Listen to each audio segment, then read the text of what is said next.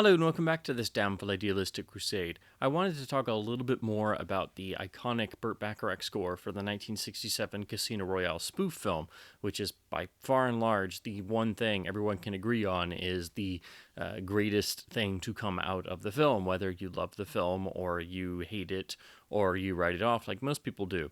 It's an iconic score, and I went on at length in my video on the original Colgems vinyl pressing and why it's so beloved and renowned by audiophiles as one of the great sounding LPs to demo or test your stereo system. I think it's one of the essential records to own, but it is a tricky record to track down to find the correct stamper and to find a copy in good condition in both jacket and record, especially compounded by the fact that the Colgems vinyl itself, the Colgems label, is notorious among record collectors for having really noisy vinyl, and of course being from the 60s, and that means most copies you find are going to have massive amounts of groove wear due to equipment at the time and being overplayed to death, and then being, kicked around various record bins in stores for decades. So for the most part, when copies do turn up, they are beat to crap or pretty trashed in both cover and record. And even if you do get pretty lucky, the actual vinyl will be a bit noisy. The music does shine through, but you do have to really work hard and be very patient at finding a good, clean copy of the proper 3S stamper from the Indianapolis plant to have the sort of preferred standard copy everybody likes to go for. And a lot of times you'll have to pay a premium price for it because usually sellers and record stores know what they have in regards to the Casino Royale score. So you can still get lucky in terms of bin hunting, but it is a very tricky proposition. So then you might look to the digital realm and later audiophile reissues and the attempts by various other labels to match or go past what the original Colgems release had in terms of including significant portions of the film score, which is mono, of all the other various cues not on the soundtrack recording. This is a double-edged sword because while they can do that and even do high-res releases, the master tape was unfortunately damaged, which is heartbreaking. But as I said in my other video, that makes it a very difficult proposition to try and do a reissue of this score because you're not really going to better the original Colgems vinyl pressing. So that's why it's still retained its value and importance. This is increased by the fact that the Colgems release also had a mono pressing, which is a different, unique mix that isn't really carried over to the modern releases either. So you do have to technically have two Colgems pressings, the stereo and the mono. Some people prefer the mono, and some people call it just a fold down of the stereo. But if you can find a clean copy, I think it's interesting and necessary to make your own comparisons. So that's what you're looking at when you're looking at the various reissues, or if you don't have a turntable and you're curious about the fidelity and experience of listening to the score on the album release. And also potentially having more of the actual film music, not on the original soundtrack program. I really think there's only one release that's currently available that is going to fulfill a lot of that. And for my money, in the digital realm, this is the closest anyone's gotten to the sound of the original Colgems release, and also given you pretty much almost entirely the complete score. The only reason it doesn't do that is they were limited to just doing a single CD, and for time and space reasons, they did have to leave off some of the incidental non-Bacharach cues for the most part. That is, of course, the Quartet Records 50th Anniversary release from 2017 that they did on CD. It is their second go-round with doing a release of the score. Now, the first go-around, unfortunately, did sort of play around with the sound field a little bit on some of the cues and tried to, not quite stereoize, but they definitely tried to add some enhancements here and there. That was met with a lot of negative criticisms, and it was thankfully decided that for their second go-around, that they would just completely not do anything like that and make it as archivally minded as possible in presenting both the soundtrack program and the film cues.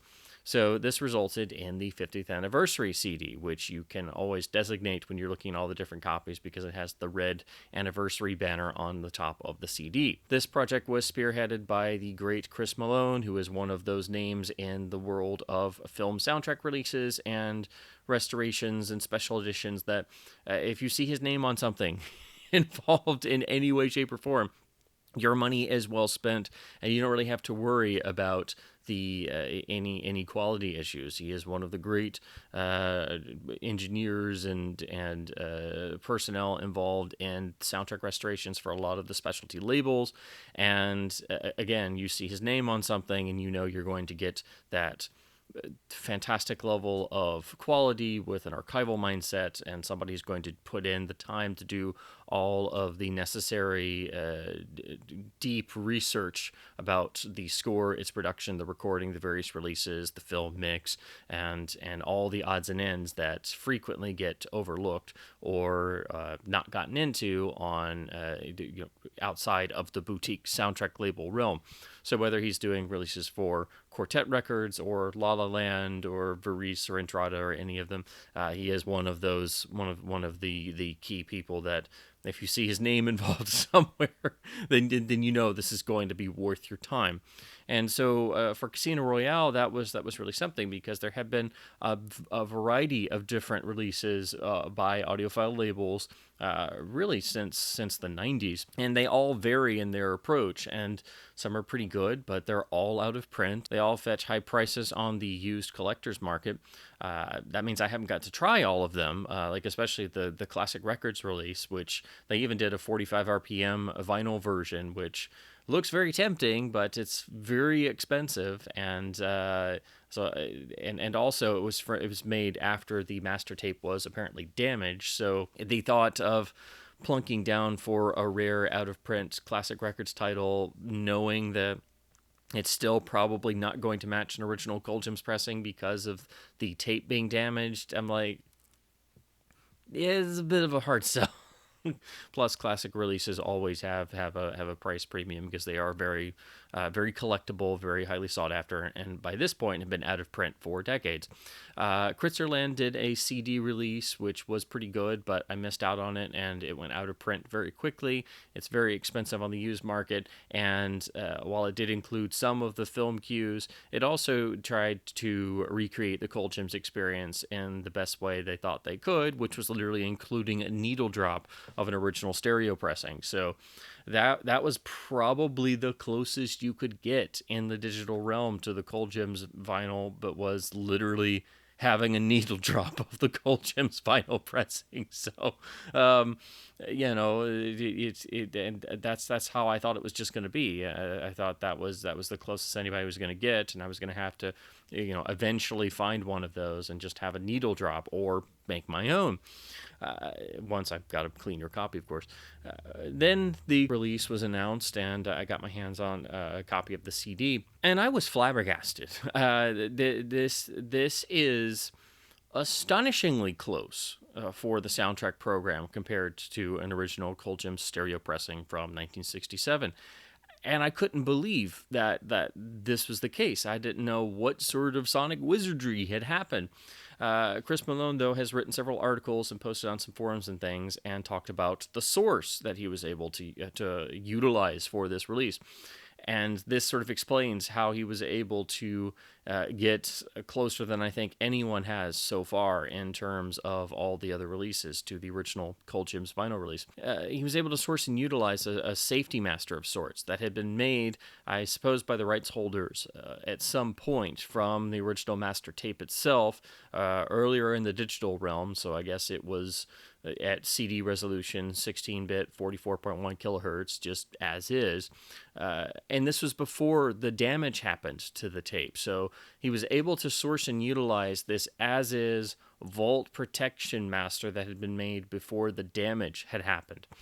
And this is a lot of what I encounter in terms of actual film mixes, and what got me so heavily into Laserdisc, because they were making PCM digital 1644.1 transfers for digital audio tracks on Laserdisc once that got added. And frequently they were going to vault elements and just making a straight as-is copy without any sort of noise filtering or EQ or noise reduction that most modern releases have, and subsequent releases of a lot of these films had.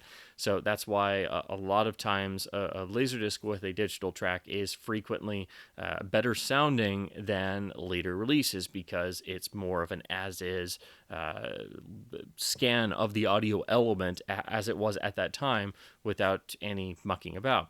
Doesn't happen all the time, but for the most part, that's what you're looking at.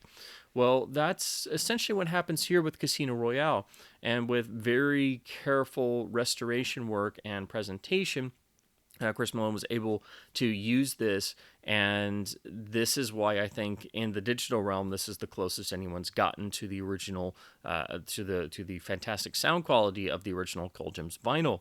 So that is entirely because he was able to use and properly present this protection master, and that, of course, is for the original soundtrack program in stereo. They wanted to do a 2-disc CD release, but due to the rights agreements and things, they were stuck and limited to just doing a single CD release. Because originally they wanted to include the mono mix as well and the entire complete film score. Because it's a single CD, unfortunately, they had to just do the stereo soundtrack only. So if you want the mono version, you still have to track down an original 1967 mono pressing. It's unknown if they'll ever get to do it again, but if they do, hopefully they get to do that 2 CD deluxe edition with the mono mix and the complete film score. So the CD starts with the stereo soundtrack restored from that source master, and same program as the original LP. And then we go into the film score, which is from the original mono source stem, so all of the film cues are in mono. This is very important because the film score has some alternate cues. It has specific edits of certain pieces, particularly the film edit of The Look of Love, the famous Dusty Springfield song for the film. That has a specific edit in the film, which you can now find on the soundtrack release. And these are beautifully transferred and sequenced and cut up into mini cues, so it's very easy to navigate to this specific cue that you're looking for. They sound wonderful, but they are still mono, so do keep that in mind. Only the soundtrack itself, the original soundtrack program, is in stereo. Another sort of thing this addresses is something that I've tried to do research into, but unfortunately there's not a lot of information out there about it, and that's about the film mix itself, the actual mix of the film when it was released. Casino Royale was rumored to have a 70mm blow-up, which would have meant a 6-track magnetic stereo mix with the score, which would have most likely sounded fantastic with the 5 channels across the screen front and the mono surround. But there's no evidence of it actually getting that outside of some mentions and some listings. So it's very possible that maybe didn't happen, and all there was a 35mm general release with a mono soundtrack. In terms of video releases, everything's being sourced from 35mm elements. The film has never gotten a really wonderful special edition with a new transfer. All its masters are pretty old, and unfortunately the Blu-ray is out of print, and the HD master is merely okay, and again shows its age. But in terms of the audio, the best sounding version is the original mono mix, and that's what was on video for really up until the DVD era, when they did a 5.1 mix. You would think that might be from this rumored 70mm blow up from the 6-track audio, but it doesn't really sound like that. It sounds like an upmix of a mono track with bits of stereo score slipped in, as is unfortunately common with a lot of catalog releases when they do a 5.1 track. So I really encourage people, don't bother with that because it doesn't sound very good. But unfortunately, the Blu-ray drops the original mono track, which was kept around as a lossy track on the DVDs. So to hear the film properly, you have to jump back to the original DVD, which is actually based on the Laserdisc, the letterbox edition from the early to mid-90s.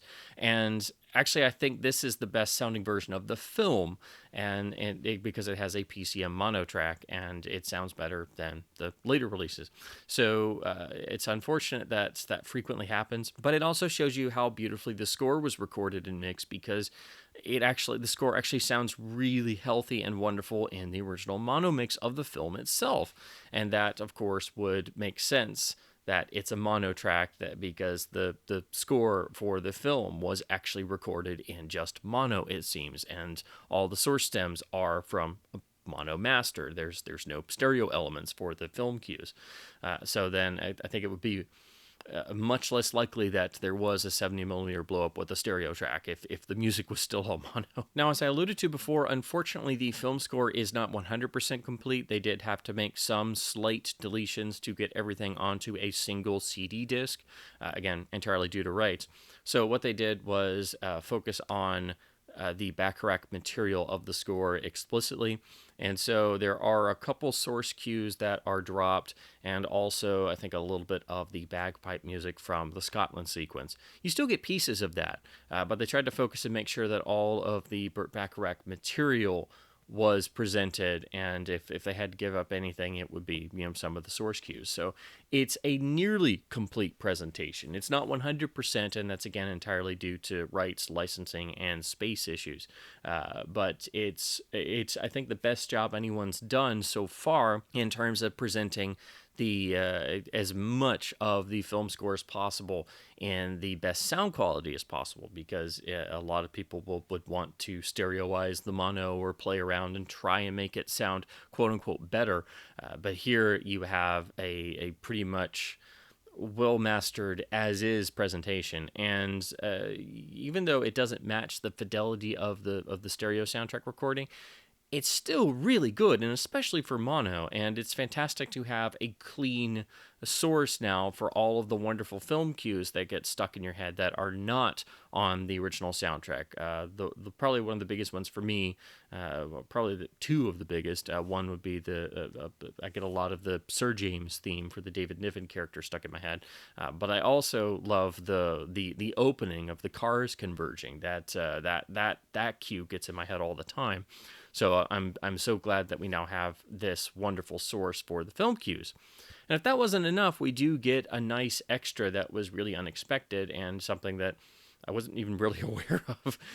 The end title with the vocal by Mike Redway that puts an actual vocal over the iconic Herb Alpert and the Tijuana Brass theme that closes the film with these wonderfully wacky vocals put over it. There was actually a second version with a different vocal take and some additional lyrics that was done for a promo single release that I think was only released in the UK. It's a very rare, uncommon single to find. Well, they were able to actually source and utilize and include that version from some sort of master, I believe. So you actually get the rare single version of the end title with vocals. And again, not only does it have additional lyrics, but the vocal take is done much more in a comedic vein, because he puts on an even more sort of stoic British accent, so it almost sounds like a novelty single in a certain way. So that was an incredible bonus, and something that definitely shows that they went the extra mile with this release. So while again it would be nice if it had the mono mix and it was 100% complete for the film score, it's understandable they ran into some roadblocks and did the best they could. And so really I think this is the CD or digital release to look into of all the others. Again, the others are out of print, very expensive. But I am just bowled over at how good this disc sounds. And again, for the stereo presentation, I'd say it gets you maybe 80 to 90% of the way there to the original Colgems stereo vinyl release.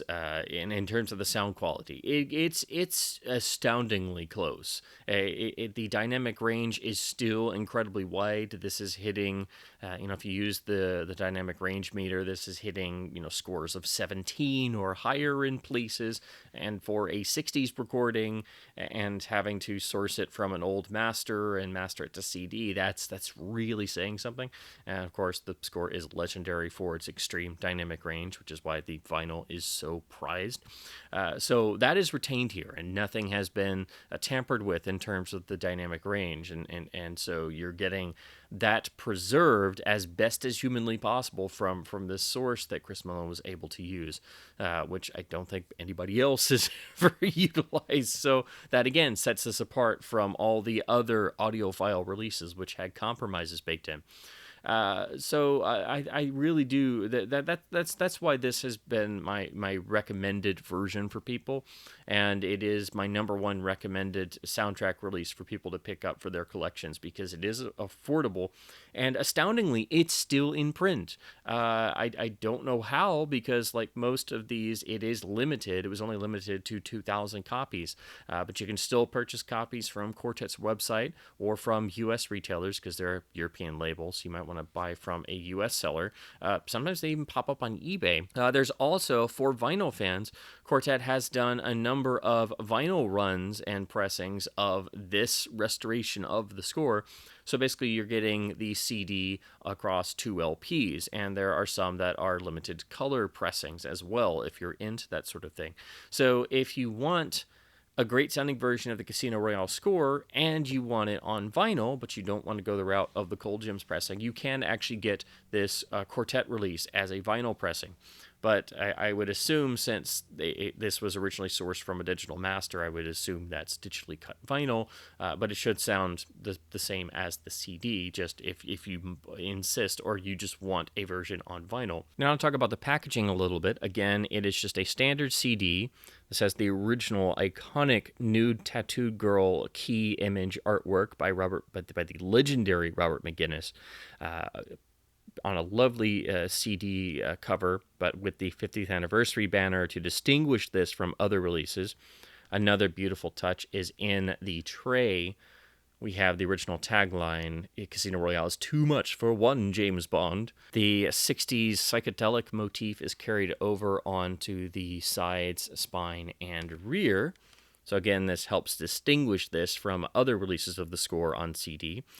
There is the program. Well, again, this is all a single disc, so we have the original stereo album master, and then we have the film cues, which are all in mono, and then the single version of the end title is included at the end. So this basically runs up almost entirely to the limit in terms of runtime of a single CD. Now, the disc label is very simple, but again, very distinctive, so you can tell this apart from all the other CDs of the score very easily. We get a rather lovely booklet, which is, for a CD, is, actually pretty stuffed, and again, that's what you kind of come to expect from specialty soundtrack releases. Jeff Bond, who does a lot of liner notes for soundtrack releases, is the one who did the pretty extensive liner notes for this. So this is a full-length booklet essay about the madcap nature of the film, its insane, legendary production, the film's reputation, but of course talks about Bacharach's score in great detail, which has to run the gamut of many different film genres to try and even approach the insanity that's unfolding on screen. And it's a testament to his genius that he was able to do so and make it look, well, I should say make it sound pretty darn effortless. And then we get the final credits at the end, and one of the other key poster images. And then for the tray, we have an image from the wonderfully hysterical sequence of the female spy training school inside the German expressionist nightmare sequence where Montalban goes to Berlin. So this is, I think, without question, the best version of the score that has been done by a reissue label. I think it's darn near perfect, and I think the only things it's missing are the mono mix of the soundtrack and the couple extra cues of source music and things. So it would be great if we could get that. If Quartet gets to do a second disc or a 2-disc edition at some point to build on this, but for the time being, I think this is astonishing. I think this is a must-own. I think this is going to be the best overall choice for a lot of people, because because it saves you the hassle of trying to find a clean, proper Colgems pressing, which is very difficult and time consuming and expensive, and you gotta be very patient. And also, not everybody has a turntable. There are a lot of soundtrack fans, because so much of the work, well, pretty much all the work now is done in the CD realm, and then getting into high res. Vinyl for soundtracks is kind of more of a specialty thing, so not everybody has a turntable or wants a vinyl release for soundtracks. So this I think is the way to go. It's rather inexpensive, and amazingly, it's still in print, because, as I said, this was only limited to 2,000 units. So you can still order it brand new, and I do recommend picking this up before it is gone, because it's so well done that when it is out of print, like all the past reissues, it's going to really shoot up there in price. So, like 4 or 5 years, when you suddenly realize you still really want to get a copy of this and nobody else has done a new release, you're probably going to be looking at $75 to $100 or more. And because this is so well done and has the nice bonus and the great presentation of the mono cues from the film, and the amazing sourcing of the stereo album master from that protection element, I think this is going to get more word of mouth over time. So eventually it might become one of the more expensive out of print versions if you wait too long. So do check out this release sooner rather than later. It is affordable. It is very much inexpensive. You can get a copy of this for usually between $20 and $30, depending on where you order it, or if it's on sale, or if a soundtrack site is running a sale. And you can order from Quartet directly, but again, they are based in Europe, so you will have to worry about importing and paying shipping fees and such. So that's why you might want to hunt around to see if there's a different retailer you might want to order their releases from. But in any case, this is, I think, one of the essential soundtrack CDs to have. It has been my number one recommended soundtrack CD for people to pick up for a good number of years now, with good reason. And this is what I tell people to go for if they've never owned a copy of the score before, or if they're at least interested in my ravings about how great the Colgems stereo vinyl original pressing is. Well, this will get you 80 to 90% of the way there without the hassle of finding a clean vinyl copy from 1967, and especially for those who don't have a turntable or aren't into vinyl. And again, if you are and you want a copy of the score, you can now get this quartet release on a lovely 2 LP set at various retailers, and they have some colored pressings as well. So those are my thoughts on, I think, the essential Quartet 50th anniversary release of Burt Bacharach's masterpiece score for CASINO ROYALE, one of the great film scores, one of Bacharach's crowning achievements in his long and storied career. And it's a score that never quite leaves the brain, especially not for me.